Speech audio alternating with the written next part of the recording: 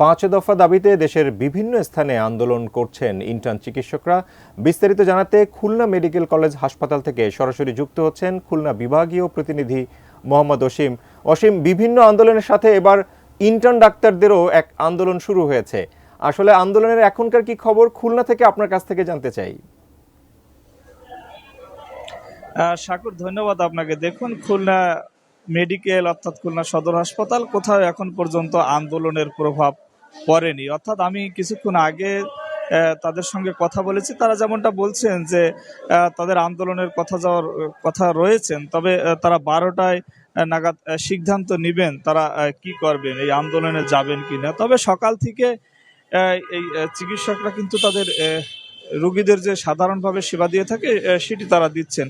তবে তারা বলছেন যে এমবিবিএস ডিগ্রি ছাড়া ডাক্তার পদবি বন্ধ, ম্যাটসের কার্যক্রম বন্ধ, বিসিএস পরীক্ষায় বয়স বৃদ্ধি সহ যে তাদের 5 দফা সারা দেশের বিভিন্ন জায়গায় চলছেন, তারাও তাদের সাথে একাত্মতা ঘোষণা করবেন। তবে তারা যেহেতু অভ্যন্তরীণ বিষয় রয়েছে, এ কারণে খুলনায় যারা রয়েছেন তাদের সবার সঙ্গে আলোচনা হচ্ছে। আলোচনা শেষেই হয়তো তারা সিদ্ধান্ত নেবেন যে তারা আন্দোলনে যাবেন কিনা। তবে তারা বলছেন তাদের আন্দোলনে যাওয়ার সম্ভাবনা রয়েছেন।